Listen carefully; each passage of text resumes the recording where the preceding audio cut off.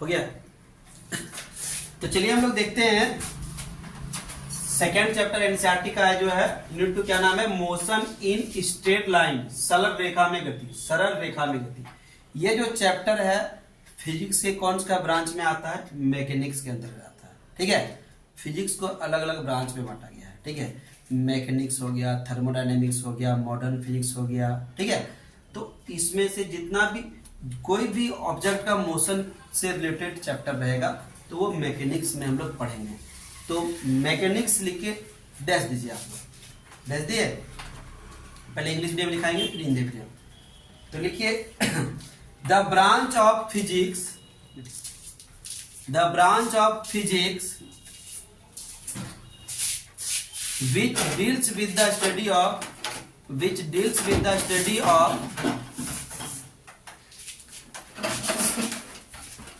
motion of material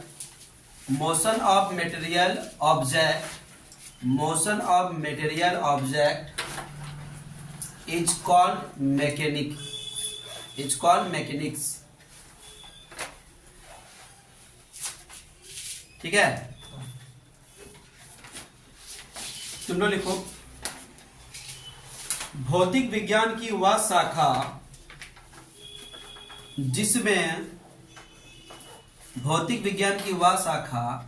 जिसमें किसी वस्तु के गति की अवस्था का अध्ययन किया जाता है, जिसमें किसी वस्तु के गति की अवस्था का अध्ययन किया जाता है उसे मैकेनिक यानी यांत्रिकी कहते हैं, उसे यांत्रिकी कहते हैं। ठीक है, तो इस चैप्टर में देखिए गति के बारे में हम लोग पढ़ रहे हैं, मोशन के बारे में पढ़ रहे हैं, क्या क्या मोशन है। तो मोशन से पहले भी एक कंडीशन होता है जिसको हम लोग बोलते हैं रेस्ट। मोशन से पहले एक कंडीशन होता है जिसको बोलते हैं हम लोग रेस्ट। कोई बड़ी रेस्ट में है, उसके बाद उसमें बल लगाएंगे या कुछ करेंगे तो वो मोशन में आ जाएगा। ठीक है, तो इसके बाद हम लोग सेकेंड टॉपिक पढ़ेंगे रेस्ट के बारे में। तो रेस्ट किसको कहेंगे उसके बारे में जानेंगे। तो विराम या विराम अवस्था लेके रह दीजिए, रेस्ट। तो रेस्ट किसको कहेंगे, कौन सा बड़ी रेस्ट है, किसको हम लोग रेस्ट मानेंगे। अगर कोई बड़ी अपने सराउंडिंग मतलब अपने चारों से, हम लोग के चारों ओर क्या है, ये घर है, पेड़ पौधा है, बेंच है, कुर्सी है, टेबल है, पंखा है, तो उसके रिस्पेक्ट में अगर कोई बड़ी अपना जगह में, पोजीशन में चेंज नहीं करेगा, परिवर्तन नहीं करेगा, तो उसको हम लोग रेस्ट में मानेंगे। कहने का मतलब है whenever it does not change its position according to surroundings, मतलब चारों ओर का। ठीक है, जब कोई वस्तु अपने चारों ओर के वातावरण के सापेक्ष अपनी स्थिति में परिवर्तन नहीं करे, then it is called in rest, तो इसे विराम अवस्था में कहा जाता है। जैसे मेज में रखी हुई पुस्तक, ये book lying on the table, वो क्या रेस्ट में है। वो क्या होता है कि आधा घंटा के बाद देखोगे वही है, 10 मिनट के बाद देखोगे वही है, 1 घंटा के बाद भी देखोगे वही है, अपना जगह में परिवर्तन नहीं करेगा। तो चलिए लिखते हैं if an object does not change, if an object does not change its position with time with respect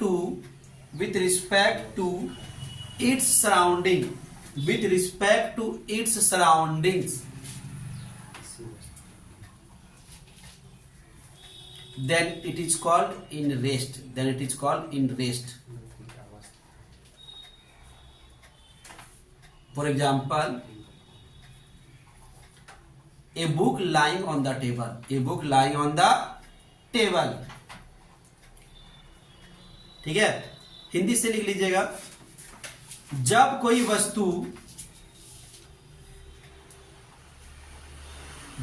वस्तु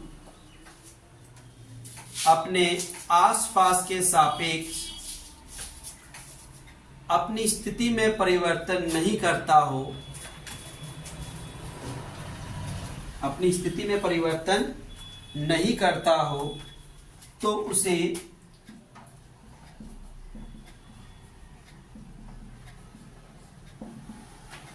विराम या विराम की अवस्था में कहा जाता है। तो उसे विराम या विराम की अवस्था में कहा जाता है। ठीक है।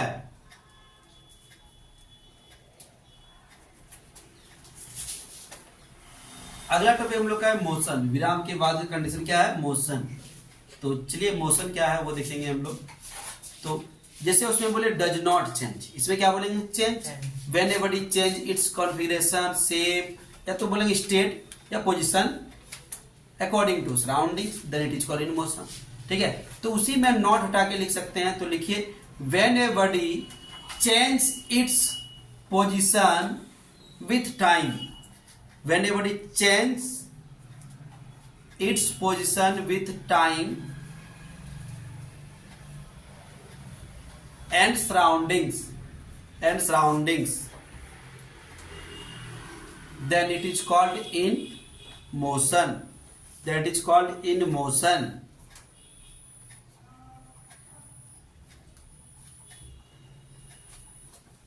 For example, a bird flying in the sky. जब कोई वस्तु अपने आसपास के सापेक्ष, जब कोई वस्तु अपने आसपास के सापेक्ष अपनी स्थिति में परिवर्तन करता हो तो उसे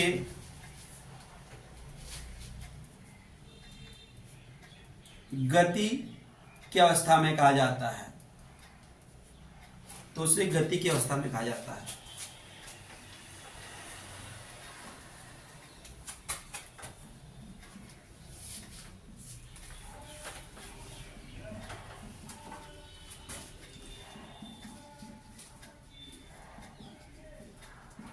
गति के प्रकार, टाइप्स ऑफ मोशन। ठीक है। मोशन का बहुत सारा टाइप है, हम लोग उतना नहीं पढ़ेंगे अभी। आप लोग खाली मोशन का टाइप देख लेंगे, थोड़ा बड़ा जानकारी प्राप्त कर लेंगे, ज्यादा नहीं पढ़ेंगे। ठीक है। तो पहले है रेक्टिलिनियर मोशन। रेक्टिलिनियर मोशन, सरल रेखीय गति। सरल रेखीय गति, सरल रेखीय गति। ठीक है। तो नंबर बाय नंबर हम समझा देंगे। ठीक है।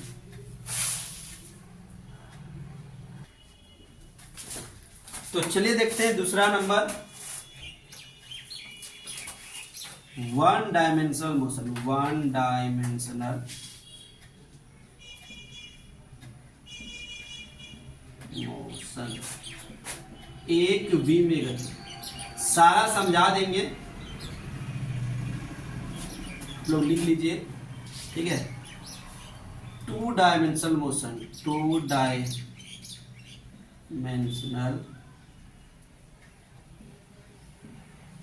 Motion,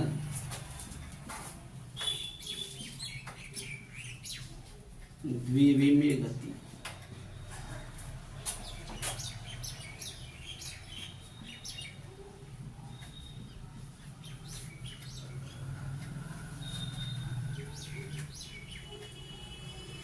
three dimensional motion.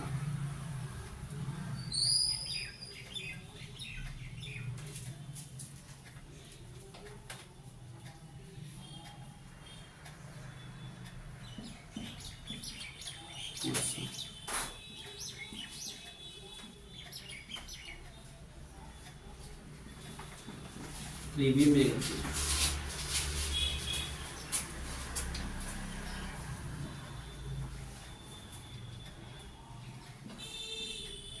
Circular motion,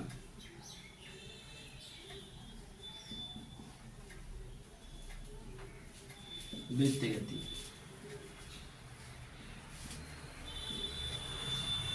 oscillatory motion,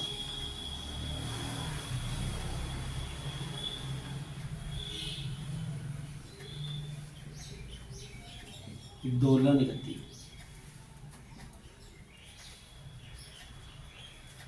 vibratory motion,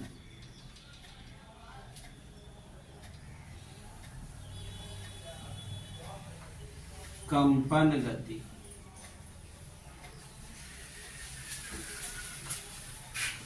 periodic motion,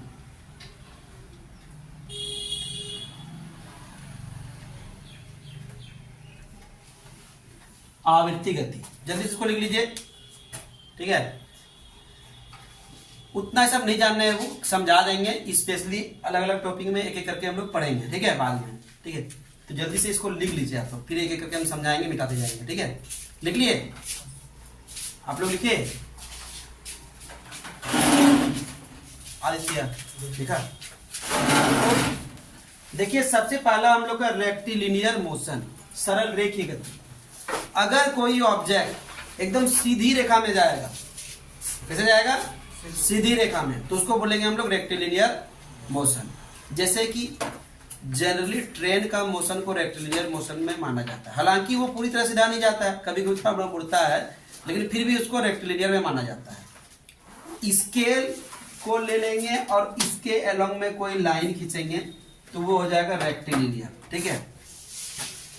तो रेक्टिलिनियर मोशन का ही एक टाइप है one dimension motion. One dimension मतलब एक ही दिशा में जाना, एक ही डायमेंशन में जाना।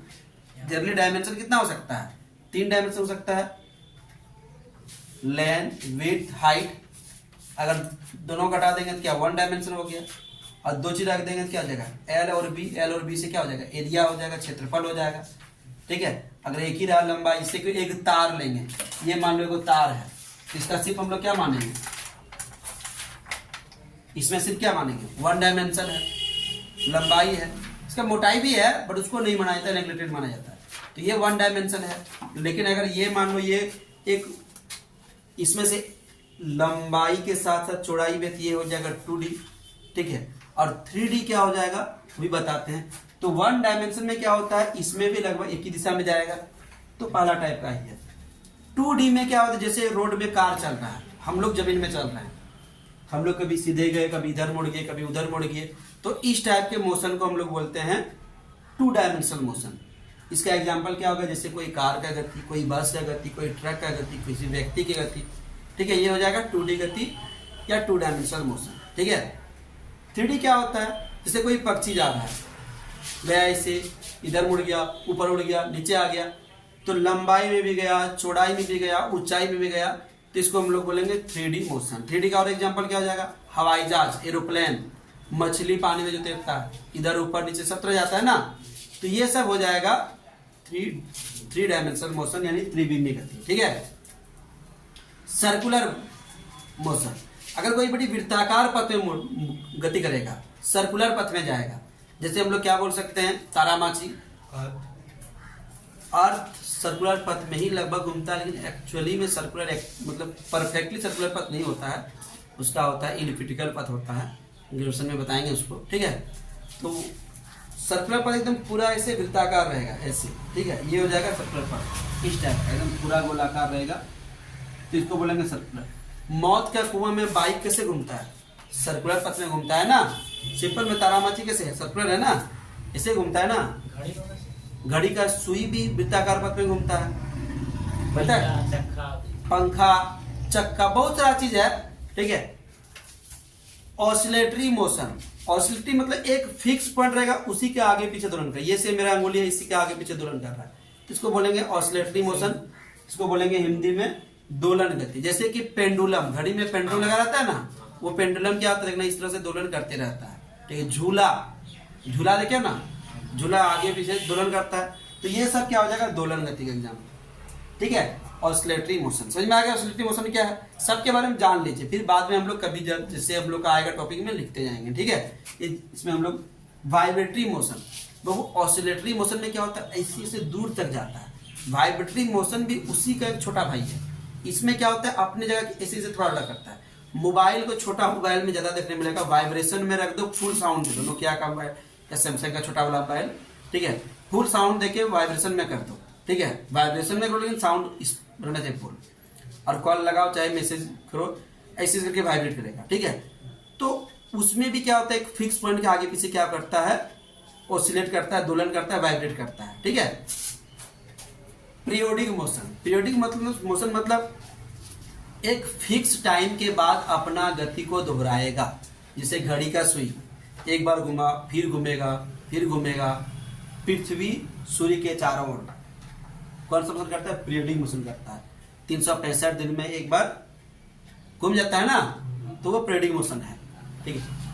पहिए की गति, एक बार घुमा, पंखा का जो ब्लेड है उसका गति, ये सब है पीरियोडिक मोशन का एग्जांपल। एक बार घुमा फिर एक बार घुमा फिर एक बार घुमा, ऐसे घूमते रहेगा, तो ये सब क्या हो गया, पीरियोडिक मोशन का एग्जांपल हो गया। तो ये सब समझ में आ गया। ठीक है। इस सब के बारे में हम लोग लिखेंगे बाद में। चलिए आगे हम लोग जानते हैं, इसको मिटा दें।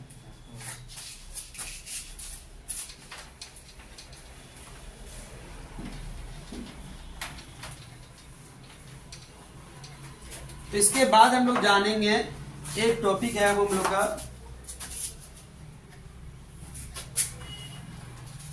दूरी यानी डिस्टेंस। ठीक है। और विस्थापन यानी डिस्प्लेसमेंट। ये दोनों में हम लोग डिफरेंस दिखेंगे। दूरी क्या है, विस्थापन क्या है। तो पहले समझते हैं दूरी को बताते हैं। देखिए, ये अगर मान लो हम एक ट्रायंगल बना दिए, राइट एंगल ट्रायंगल, समकोण त्रिभुज बना दिए। ये मान लिए 4 मीटर है, ये मान लिए 3 मीटर है। एक लड़का यहाँ से ए से शुरू किया, बी पर गया और सी पर चल गया। ठीक है। तो इसका दूरी क्या हो गया, 4 + 3, क्या हो गया, 4 + 3 = 7। वही विस्थापन क्या हो गया, तो विस्थापन यार समकोण त्रिभुज है, इसलिए पाइथागोरस प्रमेय बनाते हैं।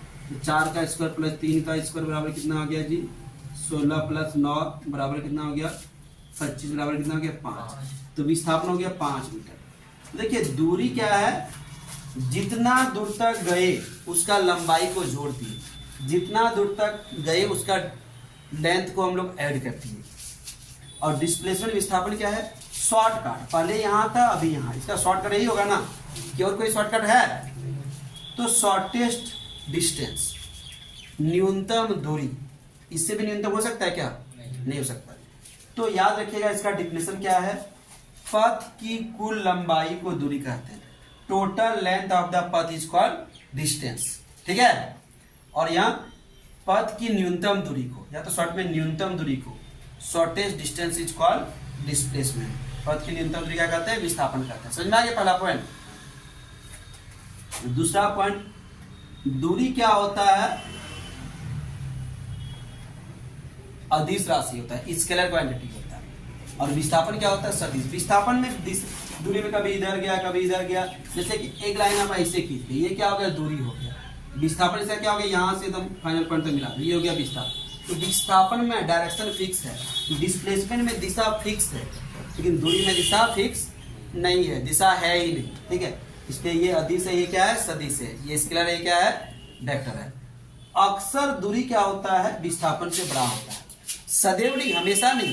जैसे कि एक लाइन, एक लड़का ए से बी गया, इसका दूरी भी वही होगा, विस्थापन भी क्या होगा, समान होगा। होगा कि नहीं, 10 मीटर डिस्प्लेसमेंट। ठीक है। तो यहाँ 10 मीटर गया, तो दूरी भी 10 मीटर, विस्थापन भी 10 मीटर। लेकिन याद रखिए, दूरी कभी भी विस्थापन से छोटा नहीं हो सकता है, और विस्थापन कभी भी दूरी से बड़ा नहीं हो सकता। ये तीसरा पॉइंट है। चौथा पॉइंट में, ये कभी नेगेटिव नहीं हो सकता है, दूरी कभी नेगेटिव नहीं हो सकता, ऋणात्मक नहीं हो सकता, लेकिन विस्थापन नेगेटिव हो सकता है। ये 4 पॉइंट हम लोग लिखेंगे। तो चलिए लिखते हैं। पहले दूरी में लिखिए डिफिनेशन, 2 कॉलम बना लीजिए, जैसे हम बनाए हैं। बनाइए, जल्दी से बनाइए 2 कॉलम।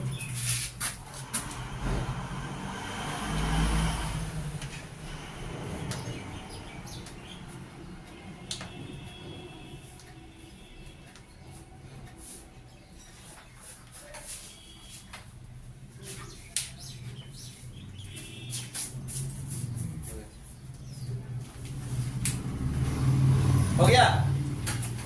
चलिए लिखिए, दूरी में total length of the path is called distance. पथ की कुल लंबाई को दूरी कहते हैं। Total length of the path is called distance. पथ की कुल लंबाई को दूरी कहते हैं। Total length of the path is called distance. पथ की कुल लंबाई को दूरी कहते हैं। हो गया। विस्थापन में लिखिए shortest distance between two point is called displacement.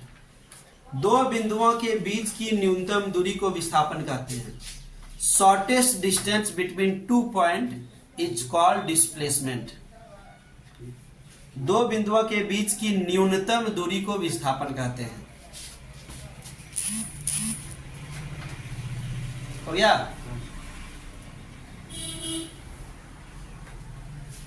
दो बिंदुओं के बीच की न्यूनतम दूरी क्या कहते हैं? विस्थापन कहते हैं। Shortest distance between two point is called displacement. दूसरा पॉइंट लिखिए दूरी में, डिस्टेंस में दूसरा पॉइंट लिखिए, यह अदिश राशि है। It is scalar quantity.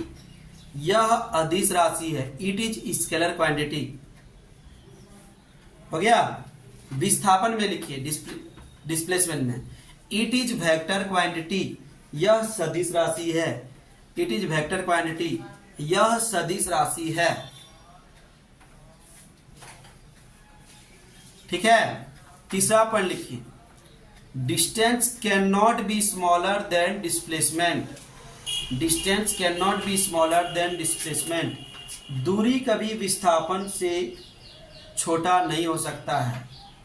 दूरी कभी विस्थापन से छोटा नहीं हो सकता है। हो गया। विस्थापन में displacement can not be greater than distance. विस्थापन कभी दूरी से बड़ा नहीं हो सकता है। विस्थापन कभी दूरी से बड़ा नहीं हो सकता है। Displacement can not be greater than distance. हो गया। छोटा क्या किसी का? लिखिए। चलिए दूरी में लिखिएगा, दूरी कभी ऋणात्मक नहीं होता है। Distance can not be negative.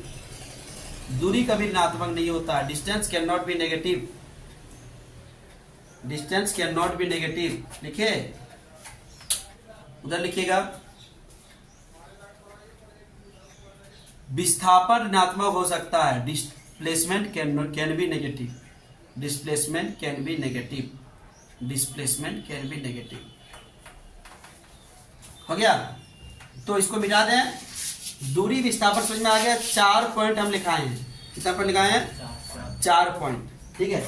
तो जैसे दूरी और विस्थापन में अंतर आप लोग लिखे ना, ऐसे ही अंतर सेम ऐसे ही डिफरेंस लिखाएगा चाल और वेग में। किसमें लिखाएगा? चाल और वेग में। कैसे लिखाएगा देखिए, आप लोग को पहले समझाते हैं फिर लिखाएंगे। तो देखिए, एक तरफ लिखेंगे हम लोग चाल, इसको बोलते हैं हम लोग स्पीड।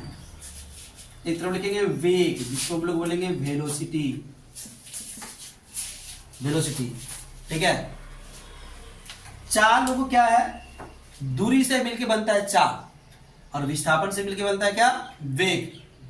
तो बोलेंगे दूरी में परिवर्तन की दर को चाल कहते हैं। सुनिएगा पहले, the rate of change in distance is called speed. The rate of change in distance is called speed, और the rate of change in displacement is called velocity. मतलब वेलोसिटी किससे मिलकर बना है? डिस्प्लेसमेंट से। दूरी किससे, चाल किससे मिलकर बना है? दूरी से। जैसे कि दूरी नेगेटिव हुआ था, नहीं, वैसे चाल नेगेटिव होगा? नहीं, ये नेगेटिव हो सकता है। ये स्केलर था दूरी, तो ये भी स्केलर होगा। सेम वैसे ही चीज लिखेंगे। तो चलिए एक एक पॉइंट करके लिखते हैं। तो पहला पॉइंट लिखिए, दूरी में परिवर्तन की दर को चाल कहते हैं। दूरी में परिवर्तन की दर को चाल कहते हैं। The rate of change in distance is called speed. The rate of change in distance is called speed. और लिख लीजिएगा दूरी equal to distance by time. दूरी में परिवर्तन की दर को चाल कहते हैं। दूरी में परिवर्तन की दर को चाल कहते हैं।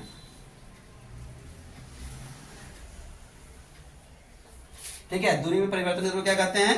चाल कहते हैं। ऐसे लिख लीजिएगा आपको थोड़ा सा, speed equal to distance by time. दूरी बराबर, चाल बराबर दूरी बटे समय। चाल बराबर क्या लिखिएगा? दूरी बटे समय। v equal to ds by dt। ठीक है। दूसरा नंबर नहीं, उसी में लिख लीजिए ना, अलग। हाँ, चाल में लिख लीजिए। पहले अभी चाल का लिखा रहे हैं, यहाँ तक लिखिए चाल का। आप लिखिए यहाँ तक। अब विस्थापन का लिखिए। सॉरी, वेग का लिखिए। विस्थापन नहीं, वेग का है। विस्थापन में परिवर्तन की दर को वेग कहते हैं। The rate of change in displacement is called velocity. इधर विस्थापन में परिवर्तन की दर को वेग कहते हैं। The rate of change in displacement is called velocity. Sir चाल का होगा डिस्टेंस बाय टाइम। चाल बराबर दूरी बटे समय, डिस्टेंस बाय टाइम। यहाँ लिख देते हैं, चाहे यहाँ लिख, चाल बराबर दूरी बटे समय, उसके बाद इसको लिख लीजिएगा, ठीक है। समझ पाए? इधर लिखिए वेलोसिटी, हिंदी से भी लिख देंगे, ठीक है। Velocity equal to displacement by time, वेग बराबर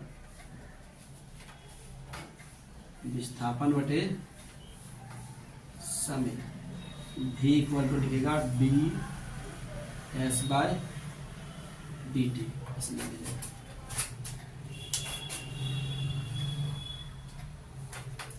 लिखे, इसको मिटाएं, इक्वेशन सब लिखे। तो इसका एसआई यूनिट हो जाएगा मीटर पर सेकेंड, इसका भी एसआई यूनिट हो जाएगा मीटर पर सेकेंड। देखिए आप लोग से क्वेश्चन एक पूछे थे हम कि किन दो राशियों का मात्रक समान है। तो चाल और वेग आप लोग एग्जाम को दे सकते थे, क्या दे सकते थे? देखिए मीटर पर सेकेंड सेम है। इसका अगर सीजीएस यूनिट लिखेंगे, सीजीएस मात्रक, सीजीएस यूनिट, तो फिर भी जगह मीटर क्या जाएगा सेंटीमीटर, इसका सेकेंड। यहाँ भी क्या जाएगा सीजीएस यूनिट, यूनिट मतलब मात्रक, ठीक है, क्या जाएगा सेंटीमीटर सेकेंड। यहाँ लिखे वीमा, वीमा मतलब डायमेंशन, जैसे क्या जाएगा LT - 1। यहाँ भी क्या जाएगा वो बोलिए वीमा LT - 1। देखिए दोनों का सेम है, मात्रक वीमा सेम है, तो ये सब एग्जाम्पल दे सकते थे इसका। तो जल्दी से इसको लिखिए। दूसरा नंबर, हाँ दूसरा पॉइंट बना लीजिए, तीसरा पॉइंट बना लीजिए, कोई दिक्कत नहीं, ठीक है। अपने हिसाब से पॉइंट बनाइए ना।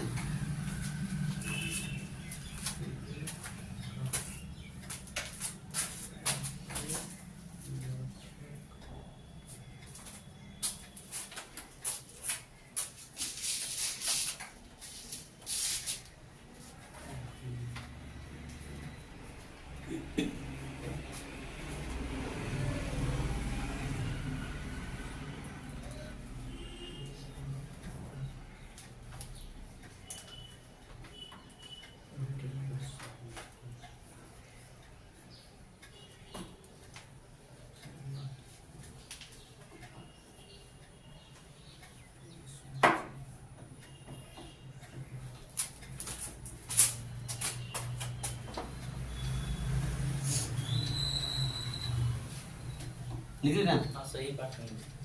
सेम चीज, सेम सेम सेम उधर इधर जो लिखे ना, हाँ। सेम असाइनमेंट वगैरह, ठीक है, सेम लिखिएगा, असाइनमेंट वगैरह जो है ना इधर सेम है, ठीक है।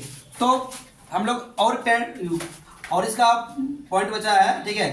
अगला पॉइंट में लिखिएगा यह अदिश राशि है, इट इज स्केलर क्वांटिटी। यह सदिश राशि है, इट इज वेक्टर क्वांटिटी। इधर स्केलर बाबू और इधर वेक्टर।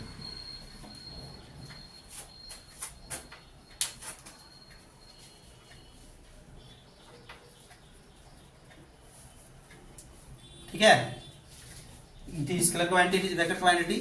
अगला पॉइंट में लिखिए speed can not be negative. चाल ऋणात्मक नहीं हो सकता, ऋणात्मक नहीं हो सकता, ऋणात्मक नहीं हो सकता है, और वेग ऋणात्मक हो सकता है। Velocity can be negative, speed can not be negative, velocity can be negative, ठीक है। दूरी और चाल एक ही जैसा है, एक ही जैसा है, एक ही नहीं है, ठीक है, मतलब दूरी से चाल बना है, ठीक है, हो गया। तो ये 4-5 पॉइंट हो गया अब। और एक पॉइंट सुन लीजिए, लिखिए नहीं, स्पीड कभी भी वेलोसिटी से छोटा नहीं हो सकता है, और वेलोसिटी कभी भी स्पीड से बड़ा नहीं हो सकता है। तो ऐसा पॉइंट लिख दिए। अब एक एक करके हम लोग स्पीड पढ़ेंगे, स्पीड का टाइप पढ़ेंगे, बहुत सारा पढ़ेंगे। चलिए इसको मिटाते हैं, मिटा दें। सिर्फ एक पॉइंट बचा है, दूरी कभी स्पीड कभी जरूरी नहीं है उतना उतना पढ़ लिखे ना, काफी नहीं, खाली सुन लीजिए। चाल कभी भी वेग से छोटा नहीं हो सकता है, और वेग कभी भी चाल से बड़ा नहीं हो सकता है। लिखना कितना लिखिएगा, बस 1-2 पॉइंट काफी लिखिए ना, बस हो गया।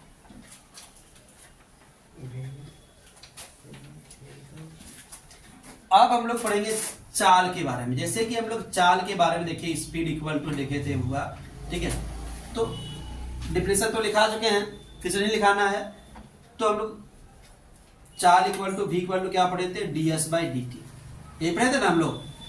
अब देखेंगे हम लोग चाल के प्रकार, लिखिएगा टाइप्स ऑफ स्पीड, चाल के प्रकार, types of speed, types of speed, types of speed,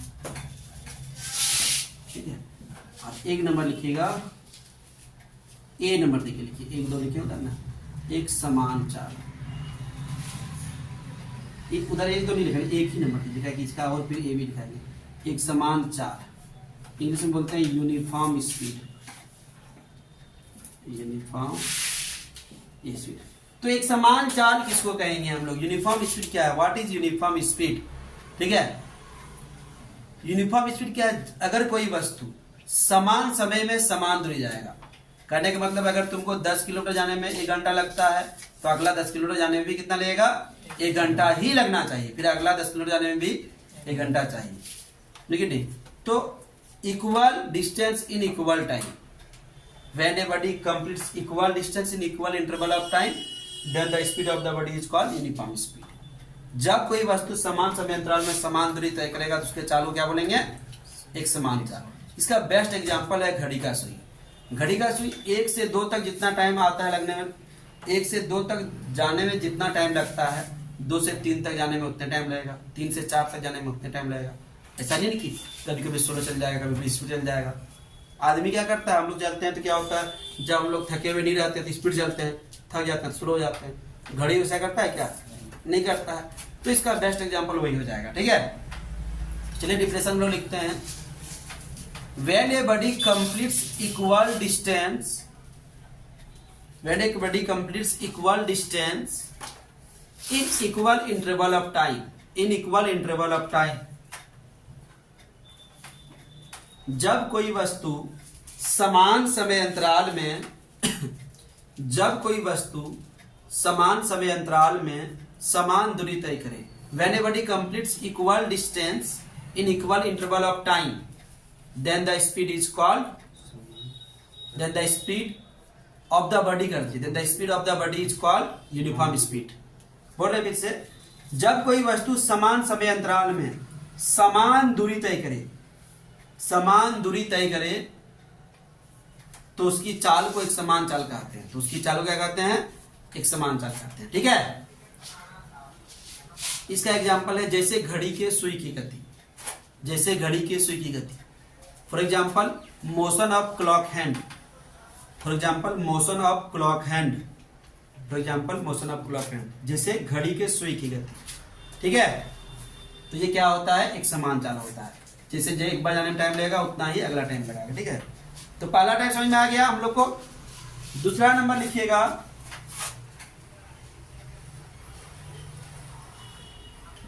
असमान चाल, नॉन यूनिफॉर्म स्पीड, असमान चाल। दूसरा नंबर नॉन यूनिफॉर्म स्पीड, असमान चाल।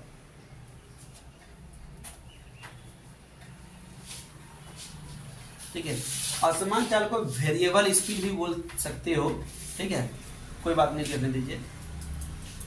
जब वे लिखिए, आप इंग्लिश में पहले लिख लीजिए, when a body completes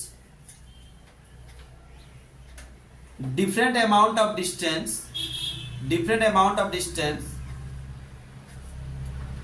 in different interval of time,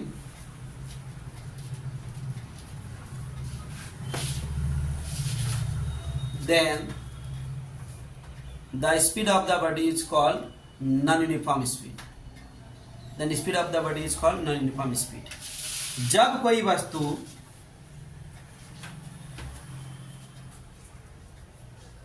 अलग अलग समय अंतराल में, जब कोई वस्तु अलग अलग समय अंतराल में अलग अलग दूरी तय करता हो, जब कोई वस्तु अलग अलग समय अंतराल में अलग अलग दूरी तय करता हो, तो उसकी चाल को असमान चाल कहते हैं। तो उसकी चाल को असमान चाल कहते हैं। कोई भी एग्जांपल दे सकते हो, बस, कार, ट्रक, सब तो यूनिफॉर्म ही चलता है, एक जैसा चलता है नहीं। मोशन ऑफ ए बस, motion of A car, motion of a person, motion of A train, कुछ भी लिख सकते हो, ठीक है। हम लोग बुक में बड़े पढ़ते हैं यूनिफॉर्म में जा रहा है, यूनिफॉर्म में नहीं जा सकता है, कभी कभी स्पीड बढ़ेगा घटेगा ना, ठीक है। लिख लिए। तीसरा टाइप देखते हैं हम लोग,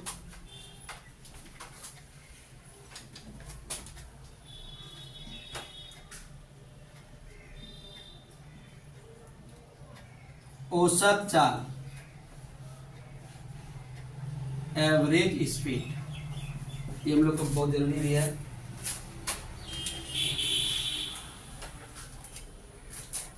औसत चाल, average velocity, average speed.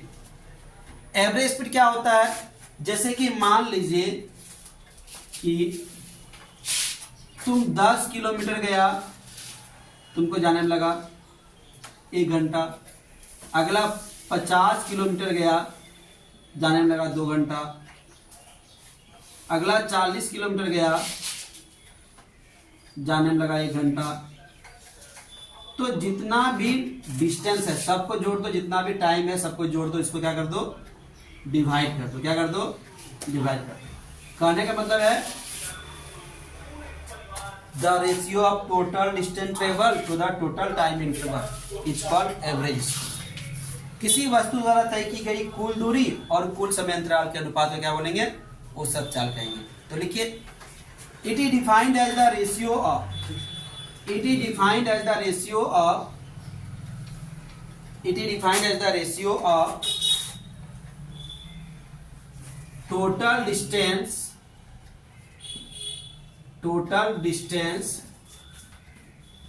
to the total time interval,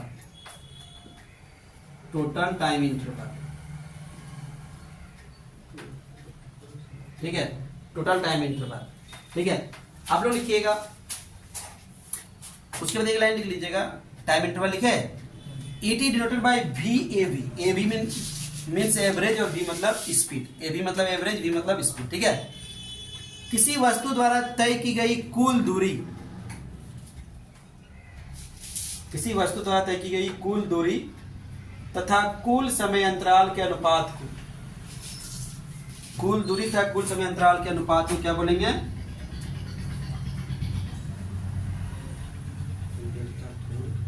समय अंतराल के अनुपात को क्या बोलेंगे, औसत चाल कहते हैं, औसत चाल कहते हैं। लिख लिए।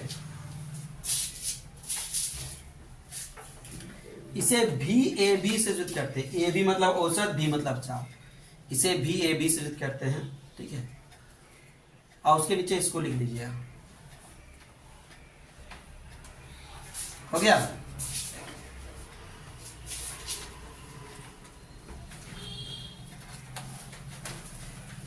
मिटा दें। नीचे लिखे टाइप्स ऑफ एवरेज स्पीड, औसत चाल के प्रकार, इसका भी प्रकार होता है, औसत चाल के प्रकार, टाइप्स ऑफ एवरेज स्पीड, औसत चाल के प्रकार, types of average speed.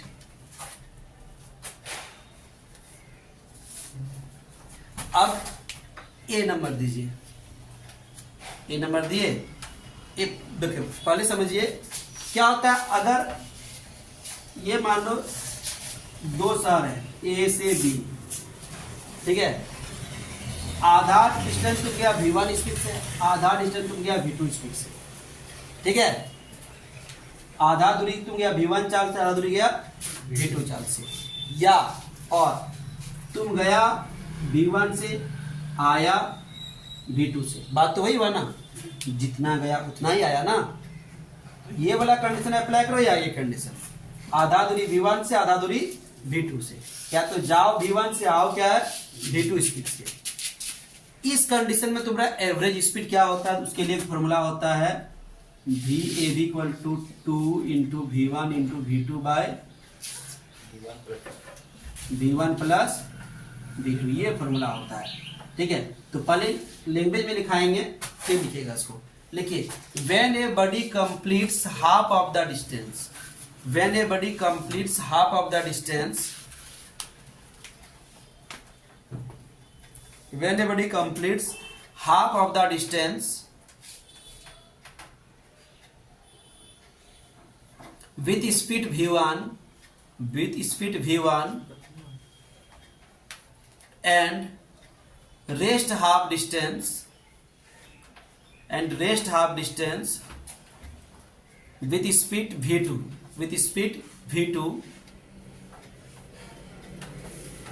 then average speed।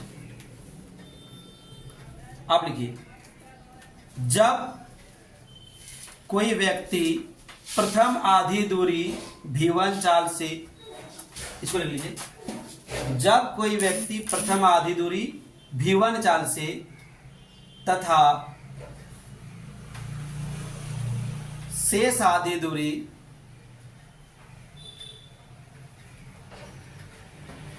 v2 चाल से चलकर तय करें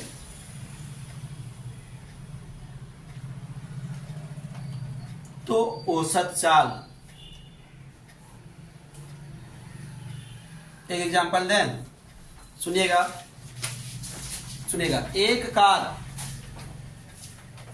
दो शहरों के बीच की दूरी तय करती है। A car completes distance between two cities. Half of the distance complete with the speed of 40 kilometre per hour and rest half distance complete with the speed of 60 kilometre per our.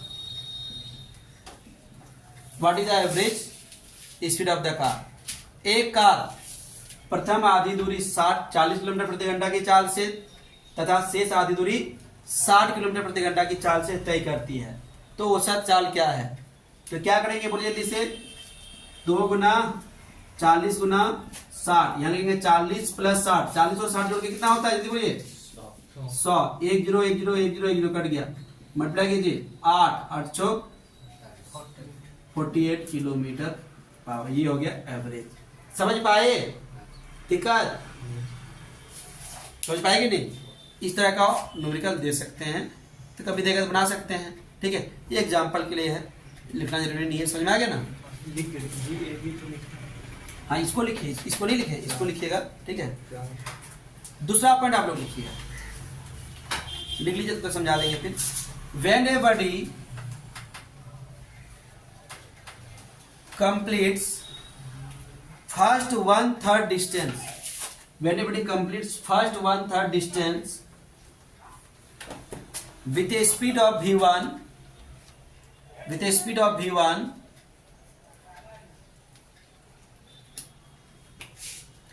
comma second 1/3 distance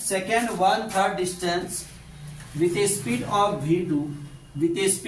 v2 and rest 1/3 distance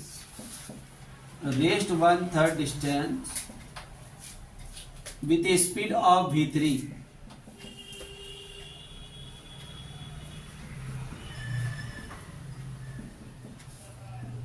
then average speed। इसको लिखिए, जब कोई व्यक्ति प्रथम 1/3 दूरी v1 चाल से वस्तु व्यक्ति चलेगा, कोई दिक्कत नहीं। प्रथम 1/3 दूरी v1 चाल से लिखिए, कोमा अगली 1/3 दूरी v2 चाल से अगली 1/3 दूरी v2 चाल से अगली 1/3 दूरी v2 चाल से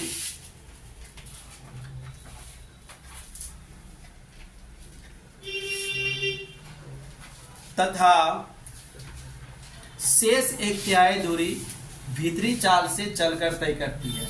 शेष 1/3 दूरी v3 चाल से चलकर तय करती है।